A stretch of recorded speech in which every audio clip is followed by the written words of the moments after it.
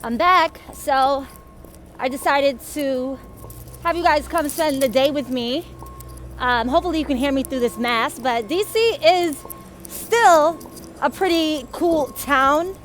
I'm in Northeast, and like I showed you guys in the last video, I was in Northwest, but DC is only 16 miles. It's a 16-mile radius, so I walk from Northwest to Northeast for exercise and air and things like that all the time. And I'm going to show you one of the best places in Northeast. You know, I'm at the stage of life where it's like the little things. Really, truly, it's the little things for me that make me very, very happy. And when I discovered this place, it's been around for a while, but it brightened my day. It made me really happy. So one of my ideas, because I'm sharing a few ideas with you guys, my passion, as you know, my main thing is music. And for everything that I do when it comes to my music, learning the keys, dancing,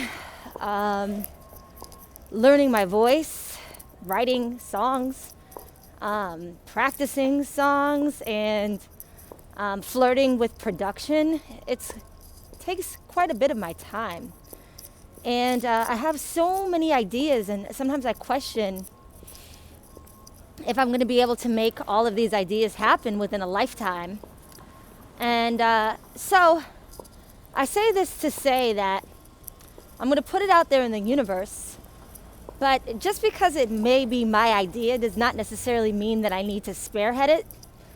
There are people who may just be looking for an idea. There are people who may be looking for something to invest in. I'm just going to put it out there. So culinary arts is a passion of mine, big time.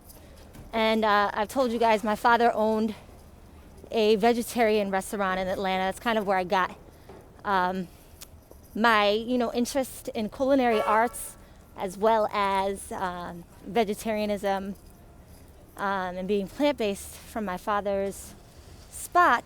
And he was really into natural health. And so continuing that legacy is quite important to me. But I'm also a bargainista. I like to find a good deal. And as we know, groceries have gotten very expensive. It's become, like, from the time that I remember being a little girl, where my mom would send me into the grocery store, I don't remember groceries being this costly. And so when you find places like this, you get happy, like me. And this, I'm going to show you guys, I'm going to walk you into one of my favorite places. So back to one of my ideas. I have a friend in Connecticut, is where I'm from, and he is a city planner, but he's a finance guy. So he deals with more of the financials rather than just the creative side of planning a city. And I recommended to my son, because it's looking like he's going to be going into finance, I had recommended to him that maybe I could link him up with my buddy and he could be his mentor, because I thought, my son might go into accounting, something financial, and I thought it would be really cool if my son kind of followed his footsteps and became like a finance person for city planning. And so for me, whenever I'm out, I'm always observing. And like I said, DC is definitely a great city. I love this town for a lot of different reasons. But I thought, I would love to take the concept of Northeast Washington and expand it. Because as we see, one of the flaws with gentrification is that a lot of the things that were formerly gems and formerly affordable to a lot of the residents, they get bought out. And I'm not saying don't keep the high-end stuff. I love I just love options. So like here, I'm at Union Market, Washington, D.C., and they have some pretty high-end stores. But I like options. I like the rodeo drives of LA, but I also like the corner spots, where you can find a good deal. So we just want to make it pleasurable to everybody. And if I was a city planner, I would take this and expand it to an international market. What does this mean? Well, if you come to Union Market, you'll see that there is somewhat of an international kind of vibe here, where you can find, Jamaican food and African food stores for good prices, traditional cultural food. But I would take it one step further, have like an Indian market where you can find, all different types of stuff, like from India, not just food-wise, but also jewelry, all different types of stuff from, every country, like not every country, but a lot of different places that, you're going to find those very original spices. You're going to find those very original accessories. But I'll take you guys in. Hopefully they'll let me record. So this is the spot right here. I come here a lot. Mexican foods. Why do I like this place? Well, I will warn you, if you're shopping here, you may want to go ahead and cook the food that you get right away. I look at it as maybe they don't use a lot of preservatives, but it's kind of like if you imagine going grocery shopping in a third world country, which is really cool.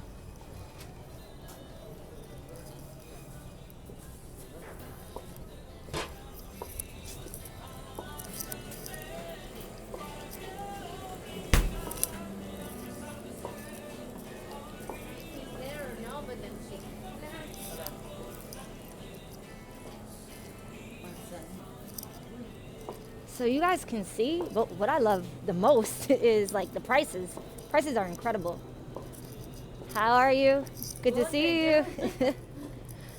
Fruit, vegetables, produce, just incredible prices. And I'll come here, look, $1 for a whole bulk of celery. They got the aloe vera plant, cacti, beets, cabbage, ginger, cucumbers, you name it. Everything is here. Bell peppers. This is where I get my spicy peppers, tomatoes. Now, my brother ended up getting me a juicer because that's what I really wanted for my birthday. When people ask me, what do you want for your birthday? I said, I want some like cookware. I want a knife set. I want a juicer because I'm really into cooking. And so he got me this beautiful, wonderful juicer. And it's perfect because I can grab some fruit and I can grab veggies, and I can make celery juice, and I can make pear juice.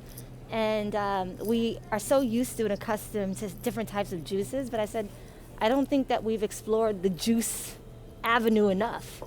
I don't see, there's mango juice, but papaya juice. There's a lot of different juices to make.